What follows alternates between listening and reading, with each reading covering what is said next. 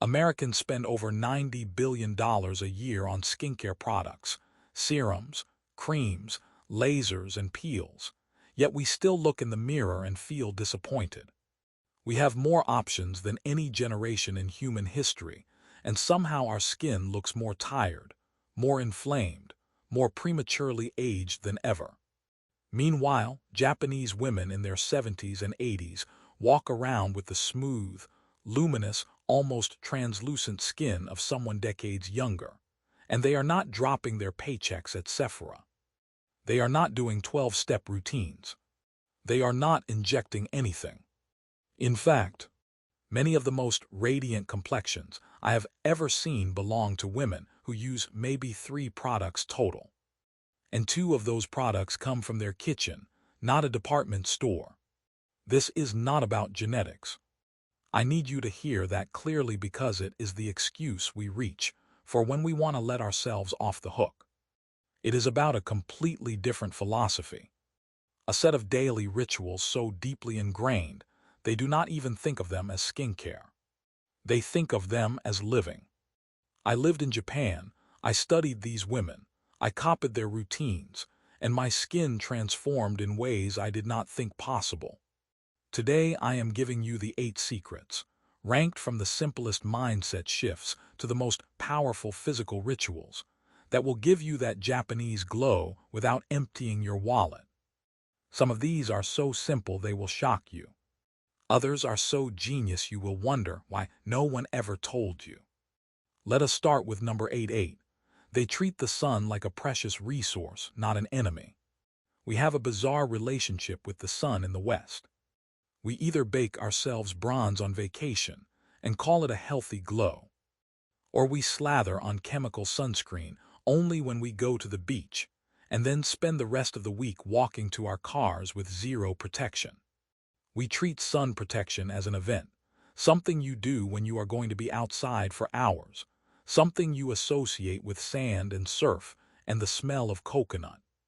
Japanese women approach sun exposure with a consistency that borders on religious. They are not afraid of the sun. They respect it the way you respect a powerful ocean current. Something beautiful and life-giving that will also wear you down if you underestimate it. You will see women in Tokyo carrying parasols on a cloudy Tuesday in April.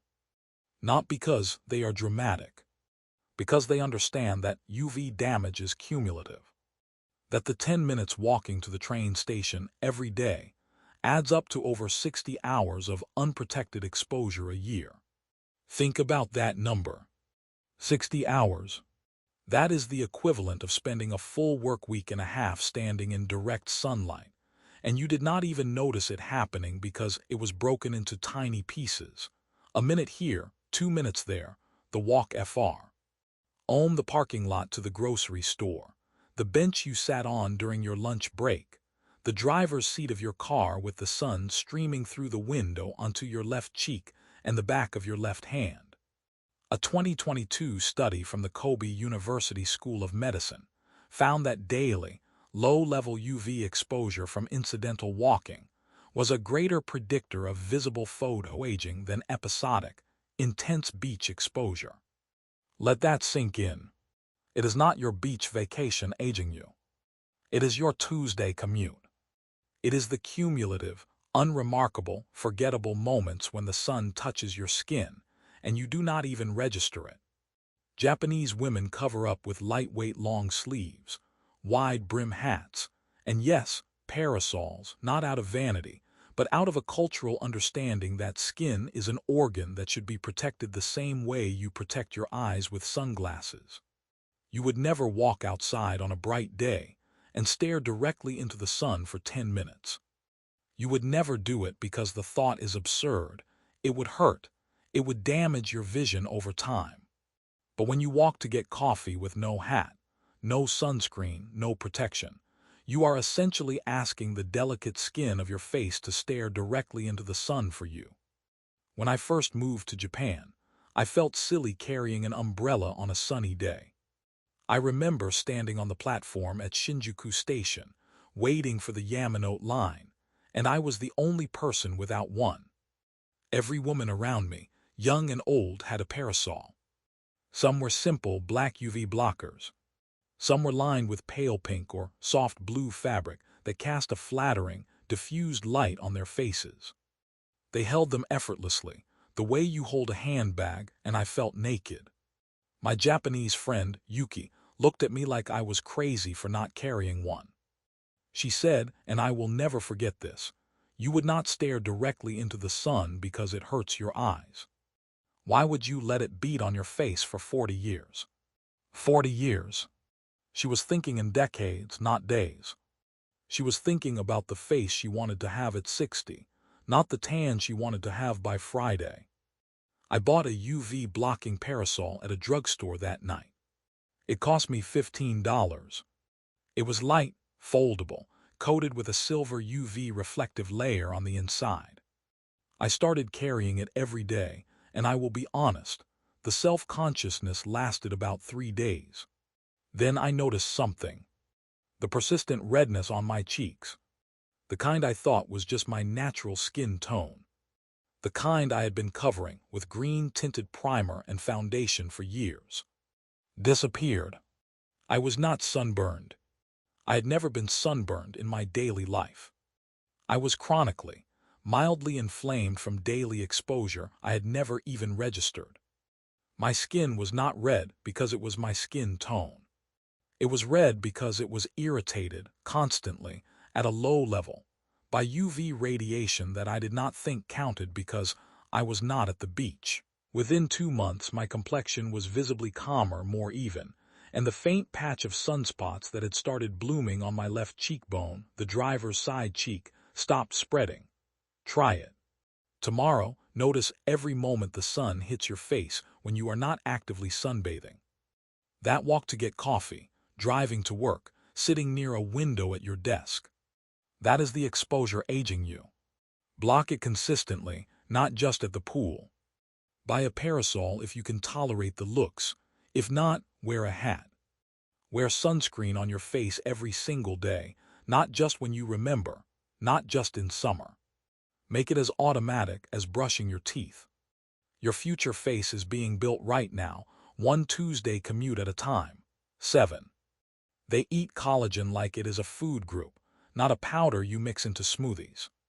Walk into any convenience store in Japan, a 7-Eleven or a Lawson or a Family Mart, and you will find something that shocks most Westerners the first time they see it. Collagen jelly sticks. Little single-serve pouches of flavored gelatin packed with marine collagen, sold right next to the rice balls and green tea. They come in flavors like peach, yuzu citrus, and muscat grape. Women buy them the way we buy protein bars, toss them in their bags, eat them at their desks at 3 in the afternoon. There is no shame, no self-consciousness, no sense that they are doing something unusual. Collagen is just food. But the real secret is not the supplements, it is the cuisine. Traditional Japanese cooking is a collagen goldmine. Fish cooked with the skin on and bones in, simmered for hours until the cartilage dissolves into the broth. Pork bone ramen broth that simmers for 18 hours until it is thick and milky with dissolved connective tissue, so rich with gelatin that it coats the spoon and leaves a slight stickiness on your lips. Chicken skin grilled until crispy and eaten with pleasure, not trimmed off and thrown away. Chicken cartilage skewers, called nenkatsu, grilled over charcoal and served at yakitori restaurants as a crunchy, savory snack. In the West, we have been trained to fear these parts of the animal. We buy skinless chicken breasts. We trim every visible trace of fat. We throw away the bones in the carcass. We have stripped the collagen out of our diet and then wondered why our skin loses its bounce. A 2021 study published in the Journal of Nutritional Science and Vitaminology by researchers at Tokyo University of Agriculture and Technology found that women who consume traditional Japanese fish-based stocks at least 4 times a week had significantly higher skin elasticity and hydration levels compared to those who did not, even when controlling for topical skincare routines. The mechanism is straightforward. The amino acids proline and glycine, abundant in slow-cooked animal bones and skin, are the literal building blocks your body uses to produce its own collagen. When you eat them in a bioavailable form, broken down by long, slow heat, your body absorbs them and directs them to the tissues that need them most, including your skin. This is not like taking a collagen pill that your stomach acid destroys before it can do anything useful. This is food, broken down into peptides that survive digestion and circulate to your dermis. I started making a simple fish bone broth once a week after Yuki showed me how. We walked to the fishmonger near her apartment in Meguro, a tiny shop with wooden trays of glistening fish on ice, and she asked the man for fish heads and bones. He wrapped them in paper and charged her almost nothing, maybe 200 yen. Back in her kitchen, she rinsed the bones briefly under cold water, then dropped them into a pot with a piece of kombu, seaweed the size of a postcard, and a splash of sake. She brought it to a gentle simmer, not a rolling boil, and let it cook for 2 hours. The broth turned milky and fragrant. She strained it, added a pinch of salt, and poured me a small cup. It tasted like the ocean, clean and savory and deeply nourishing. I started making this at home. I buy fish heads and bones from the seafood counter for practically nothing, maybe $3. I simmer them with kombu and a splash of sake for 2 hours, strain and store the broth in a jar in the fridge. I drink a small cup every morning, warmed gently on the stove. Within 6 weeks, my nails grew faster and stronger, and the fine lines around my eyes, the ones I had accepted as permanent, softened. They did not disappear, but they looked less etched, less deep, as if my skin had been lightly filled from within. You can start even simpler. Next time you roast a chicken, do not throw away the skin. Eat it. Next time you make soup, use bones. Save the carcass, cover it with water, add a splash of vinegar to help draw out the minerals, and simmer it overnight. You will wake up to a pot of liquid gold. This is not a supplement. This is food your grandmother would recognize. Food that every traditional culture on Earth once ate, before we decided that convenience was more important than nourishment. 6. They treat bathing as a nightly ritual of self-renewal, not a quick shower to get clean. The Western shower is a utilitarian act. Get in, scrub off the day, get out. The average American shower lasts about 8 minutes. It is a task to complete, a box to check, something you do while mentally running through your to-do list or replaying a conversation from work. The Japanese bath, the ofuro, is something else entirely. It is a sacred space of heat, stillness, and deep, penetrating warmth that transforms the skin from the inside out. Japanese homes have a deep soaking tub, often made of hinoki wood, that releases a subtle, calming fragrance when the hot water hits it. Some are made of stainless steel, with automated temperature controls that keep the water at exactly the right heat. Some are simple plastic tubs in modest apartments. The material does not matter. The ritual does. But the critical detail, the one that changed my skin forever, is that you wash your body completely before you get in. You sit on a small plastic stool outside the tub, often in a wet room where the entire floor is a drain, and you scrub every inch of yourself with soap and a washcloth. You use a handheld shower head to rinse thoroughly. The bath water remains perfectly clean because you enter it already clean. This is not a suggestion, this is the rule. If you get in the ofuro with soap or dirt on your body, you are contaminating water that other family members will use, because in many Japanese households, the entire family shares the same bathwater, one after another, with the eldest going first. The purpose of the soak is not hygiene. It is heat therapy. You submerge yourself up to your shoulders in water around 104 degrees Fahrenheit, and you stay there for 20, 30, sometimes 40 minutes. The bathroom is quiet. Maybe there is a small window looking out onto a tiny garden. Maybe there is nothing but the sound of the water and your own breathing. This sustained, whole-body warming dilates your capillaries, increases blood flow to the skin's surface, and opens your pores so deeply that whatever you apply afterward absorbs completely. A 2023 study from the University of Tokyo Hospital found that regular hot water immersion significantly improved skin barrier function and increased dermal blood flow for up to 6 hours post-bath. The researchers measured transepidermal water loss and found that bathers retained significantly more moisture in their skin overnight compared to showerers. Japanese women apply their skincare immediately upon stepping out, while their skin is still warm and receptive, still pink from the heat, and the products penetrate in a way they simply cannot on cold, tight skin.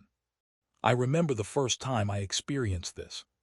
I was staying at a traditional ryokan inn in Hakone, a hot spring town in the mountains. The inn had a private outdoor bath fed by a natural onsen, the water steaming slightly in the cool autumn air. I washed on the stool, then lowered myself into the water. It was so hot I had to enter slowly, inch by inch, my skin prickling and then relaxing. I soaked for 30 minutes, watching steam rise into the pine trees, and when I got out, my skin was glowing. Not just clean, glowing as if lit from within. I applied my moisturizer right there, standing on the wooden deck, and it sank in immediately, leaving no greasy residue. I started doing this in my tiny apartment bathtub when I returned home. I bought a bath pillow for $10. I set my phone outside the room, and I soaked in near silence for 20 minutes every night. The first thing I noticed was how deeply I slept, heavy and dreamless, waking up feeling genuinely rested for the first time in years.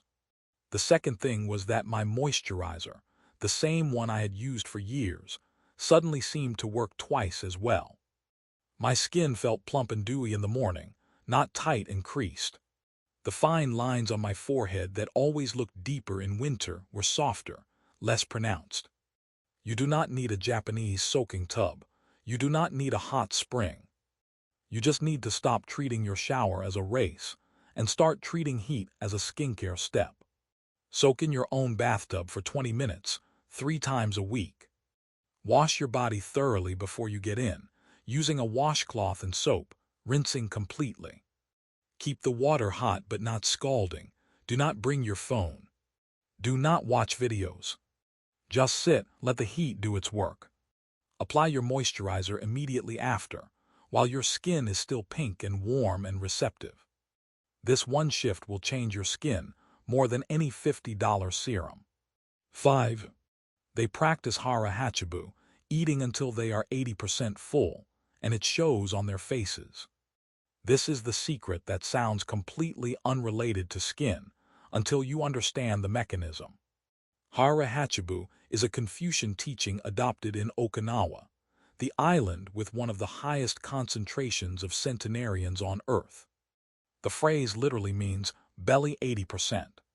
It is a reminder, spoken before meals, to stop eating when you feel about 80% full. You leave the table slightly satisfied, not stuffed. You push back from the table feeling light, energetic, ready to move on with your evening.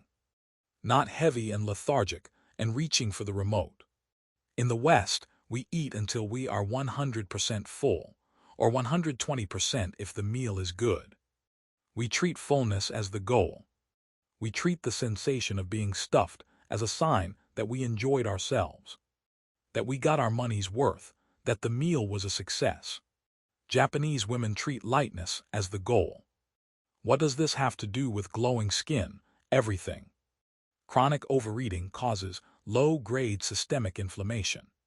Your body is constantly diverting energy to digestion, constantly processing excess calories, constantly producing inflammatory cytokines that show up on your face as puffiness, dullness, and uneven tone. When you eat past the point of satiety, your body has to mount a metabolic response to handle the surplus. Insulin spikes, inflammatory markers rise. Your skin, which is the largest organ in your body and a direct reflection of your internal state, registers all of this. A landmark study from the University of Tokyo's Institute of Gerontology tracked Okinawan elders over several decades and found that their caloric intake was consistently about 1,800 calories a day, roughly 20% less than the Japanese national average. Their rates of inflammatory skin conditions were dramatically lower than age-matched controls in other prefectures. But here is the part that fascinated me. It is not just about calories. It is about the signal you send your cells.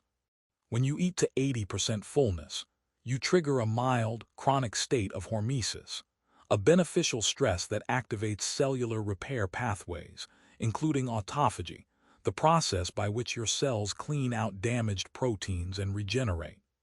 Your skin cells literally turn over more efficiently when they are not constantly dealing with the metabolic fallout of excess food.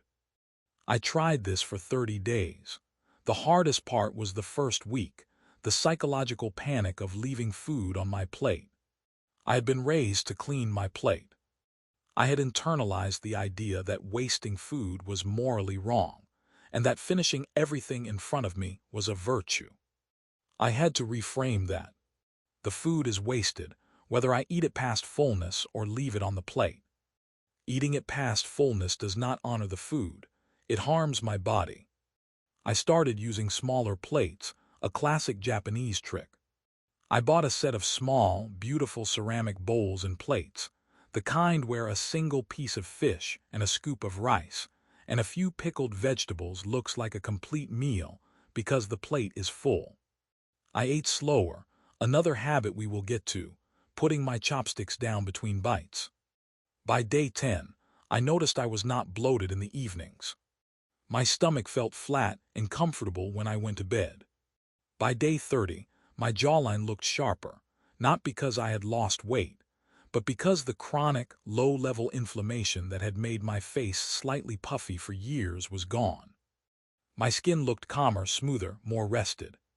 The redness around my nose and chin, the kind I had always assumed was just sensitive skin, faded. Try it tonight. Serve yourself a normal portion, eat it slowly, and stop when you feel just satisfied, not full. Leave the table a little hungry. That slight hunger is not deprivation. It is your skin beginning to heal. 4. They consume green tea not as a health drink, but as a constant, all-day companion. Green tea in the West is a thing you buy at a fancy cafe. Maybe drink once a day if you are being virtuous, probably sweetened or flavored into something unrecognizable. We have matcha lattes with oat milk and vanilla syrup. We have bottled green tea with honey and lemon, and enough sugar to cancel out any benefit the tea might have offered. In Japan, green tea is water. It is served free at every restaurant, poured from pitchers at office desks, offered to guests the moment they sit down. When you walk into a Japanese home, the first thing that happens is someone puts a cup of green tea in front of you. It is not a special occasion beverage. It is not something you drink because you are being healthy.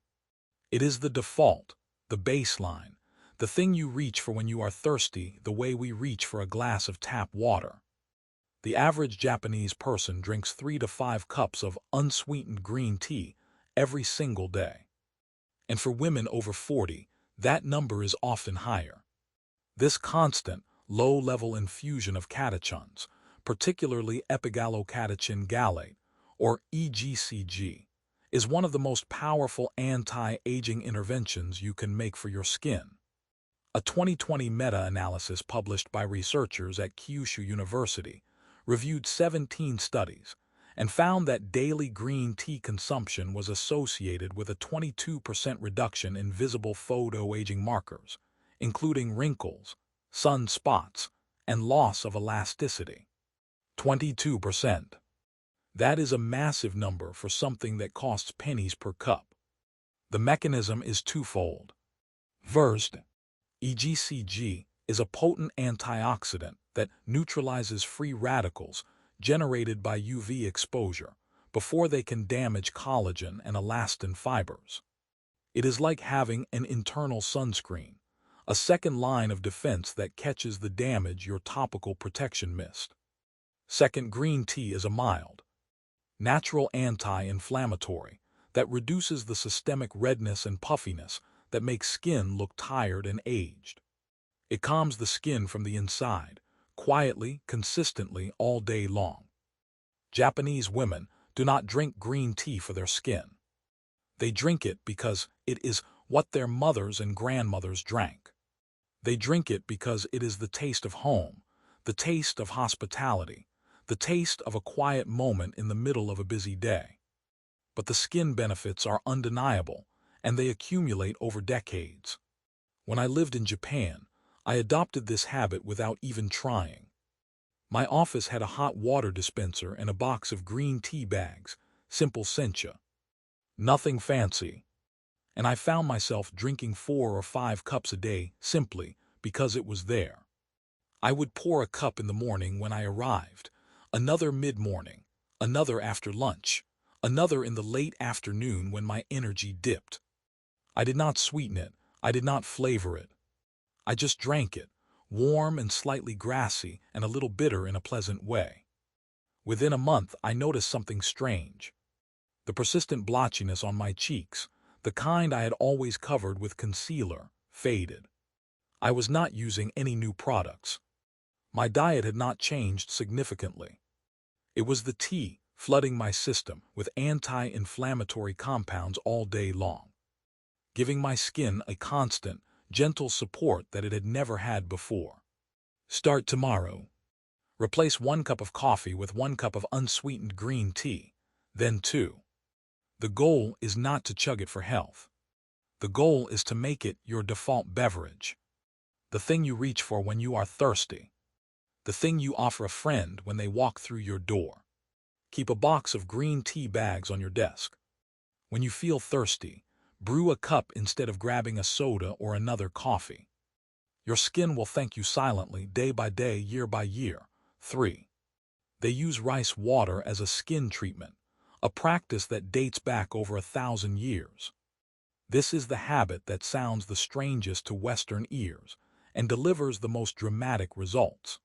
For over 1,000 years, Japanese women, from court ladies in the Heian period to modern-day geisha in Kyoto, have washed their faces and hair with the milky white water left over from rinsing rice. The court ladies of the Heian period, who lived in the 8th through 12th centuries, were famous for their floor-length black hair and their luminous, pale skin. They wrote about their beauty rituals in diaries and poems, and rice water appears again and again. This is not a folk remedy that survives on nostalgia. It is a scientifically validated treatment backed by a growing body of research. Rice water is rich in inositol, a carbohydrate that penetrates the skin and stimulates cell growth and repair. It contains ferulic acid, a powerful antioxidant that neutralizes free radicals and protects against UV damage. It has allantoin, a compound that soothes inflammation and promotes wound healing. It contains vitamins B and E, minerals and amino acids. And it creates a thin, protective film on the skin that locks in moisture and smooths the surface, giving that glass-like finish that Japanese women are famous for. A 2021 study from the Osaka City University Graduate School of Medicine found that rice water extract significantly increased type I collagen production in human dermal fibroblasts, the cells responsible for maintaining skin structure. The researchers applied rice water extract to cultured skin cells and measured a marked increase in collagen synthesis, suggesting that the traditional practice has a real, measurable biological effect. The women who use this do not buy it in a bottle. They do not order it online for $40. They make it fresh in their kitchens in 5 minutes, using the same rice they are about to cook for dinner.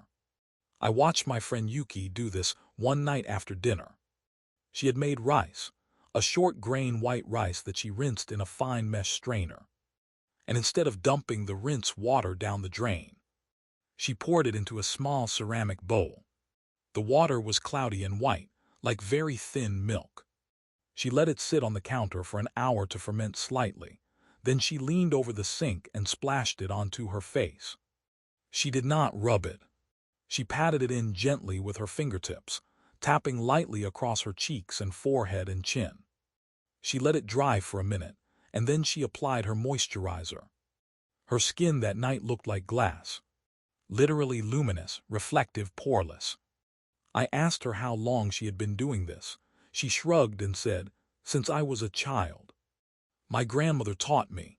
I started making rice water the next day. The process is almost embarrassingly simple. I take half a cup of organic white rice. Rinse it once quickly to remove any dust or debris. Then add a cup of fresh water and swirl it vigorously for about 30 seconds. You can use your hands to agitate the rice, rubbing the grains together gently. The water turns cloudy and milky. I strain the rice and save the water in a clean glass jar. I let it sit at room temperature for 12 to 24 hours until it ferments slightly and smells faintly sour, almost like yogurt. That slight fermentation increases the concentration of antioxidants and makes the nutrients more bioavailable. Then I store it in the refrigerator, where it keeps for about a week. Every other night, I pour a small amount into my palm, splash it onto my clean face, and pat it in.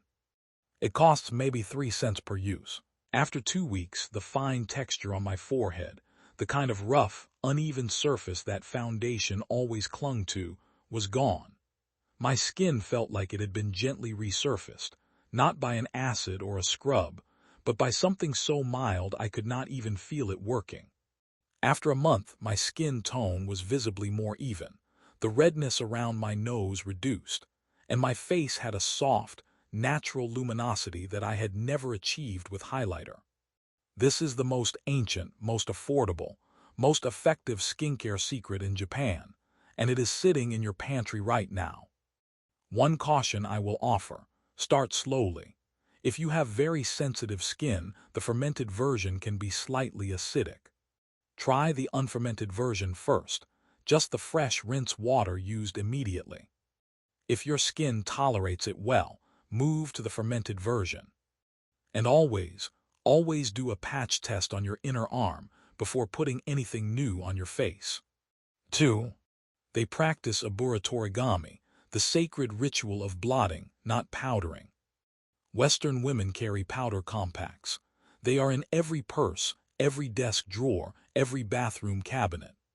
When the T-zone gets shiny around 2 p.m., we pull out the compact, flip it open, and press a layer of mattifying powder onto our nose and forehead. It feels satisfying in the moment. The shine disappears. The skin looks matte and smooth. But what we are actually doing is starting a war with our own sebaceous glands. Japanese women carry aburatorigami, delicate sheets of translucent blotting paper that absorb excess oil without disturbing makeup or stripping the skin.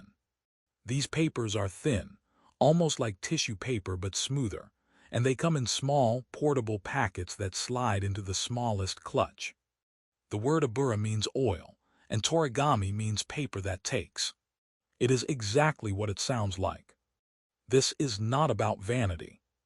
It is about understanding the skin's natural oil production cycle and working with it instead of against it. When you powder your face repeatedly throughout the day, you send a signal to your skin that it is too dry. Your sebaceous glands, which exist to protect and lubricate your skin, receive that signal and respond by producing more oil. You feel oily again an hour later. You powder again, they produce even more. You enter a vicious cycle that leaves your skin simultaneously oily and dehydrated. A condition that creates the perfect environment for enlarged pores and breakouts. The oil sits on the surface, oxidized by the air, mixing with powder and makeup and environmental debris, and your pores become clogged with a paste of sebum and powder. Japanese women blot. They press a thin sheet of aburatorigami gently against the T-zone, hold it for a few seconds, and lift it away. The paper absorbs the excess sebum, without stripping the skin's natural moisture barrier. The skin continues its natural rhythm without panic. The makeup stays intact, the pores remain clear. A 2019 study published in the Journal of Dermatological Science by researchers at Shiseido's Innovation Center found that women who used blotting paper instead of powder throughout the day maintained significantly more stable sebum levels and had fewer visible pores after 8 weeks. The researchers measured sebum production at multiple points during the day and found that the powder users had wild fluctuations, spikes and crashes, while the blotting paper users had a steady, moderate level that stayed within a healthy range. This is a product you can buy at any Japanese drugstore for a few dollars, but the real lesson is the philosophy. Your skin produces oil for a reason. It is protecting itself, maintaining its barrier, keeping itself supple and elastic. Oil is not the enemy. Oxidized, trapped oil is the enemy. Do not punish your skin with mattifying powders that disrupt its natural function. Gently lift the excess and let the skin breathe. I started carrying blotting papers in my bag after watching Yuki use them one afternoon. We were having tea in a cafe in Daikanyama, and she pulled out a small packet, extracted a single translucent sheet, and pressed it to her forehead and nose. It took maybe 10 seconds. She showed me the paper afterward. It was faintly translucent where it had absorbed oil, but her makeup was completely undisturbed. I bought a pack at the drugstore that evening. In the West, they are sold at most drugstores, often labeled as oil-absorbing sheets or blotting linens. I use them around 2 p.m., when my T-zone starts to look shiny. One gentle press, no rubbing, hold for a few seconds and lift. The shine disappears while my skin still feels soft and hydrated. My makeup stays intact. My pores look smaller by the end of the day because they are not clogged with layers of powder and trapped oil. This one swap, blotting instead of powdering, changed the texture of my skin within a month. Try it. Throw a pack of blotting papers in your bag. When you feel shiny blot, do not powder. Let your skin find its balance. 1. They wash their face with oil, a concept so counterintuitive to the Western mind that it took me years to try it. This is the #1 secret. The one that will sound insane if you have spent your life buying oil-free moisturizers and mattifying cleansers. I know because I was you. I had oily skin. I bought everything labeled oil-free, mattifying, purifying, clarifying. I used foaming cleansers that left my face feeling tight and squeaky. I thought that tight, dry feeling meant clean. I thought the slight sting meant it was working. Japanese women have used cleansing oils for decades. Long before the Western beauty industry rebranded it as double cleansing and sold it back to us for $50 a bottle. The principle is simple chemistry. Like dissolves like. The excess sebum on your face, the sunscreen, the makeup, the environmental pollutants that cling to your skin throughout the day. All of these are oil-soluble. They are made of the same basic molecular structure. A water-based cleanser cannot fully remove them because oil and water do not mix, which is something you learned in middle school science and then forgot when the skincare industry told you otherwise. A water-based cleanser strips the surface, removing the protective acid mantle, but it leaves the deeper oil-based debris sitting in your pores. Then your skin, sensing that it has been stripped, overproduces oil to compensate. You wake up oily. You wash with a harsh cleanser again. The cycle continues for years. A cleansing oil, massaged gently onto dry skin, dissolves everything. The sebum in your pores, the waterproof sunscreen, the long-wear foundation, the microscopic particles of pollution that have settled into your skin during the day, all of it lifts away because it binds to the oil. Then you add a little water.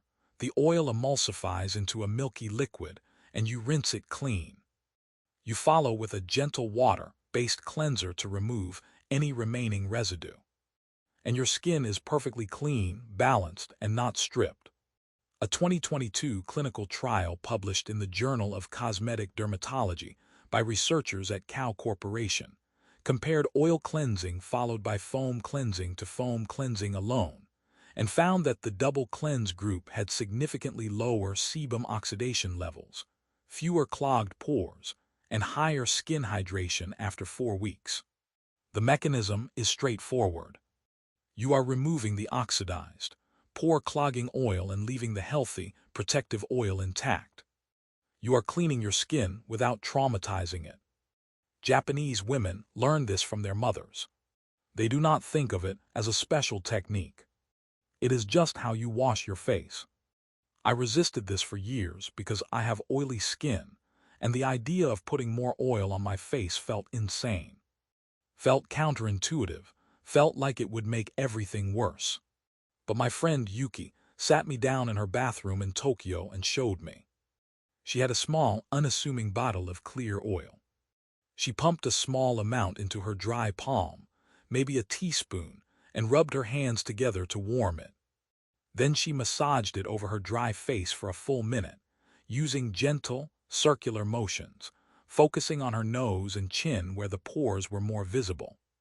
The oil glided over her skin. It did not feel greasy. It felt silky smooth, almost luxurious. Then she wet her hands under the tap and massaged again. The oil turned white and milky on contact with the water, emulsifying instantly.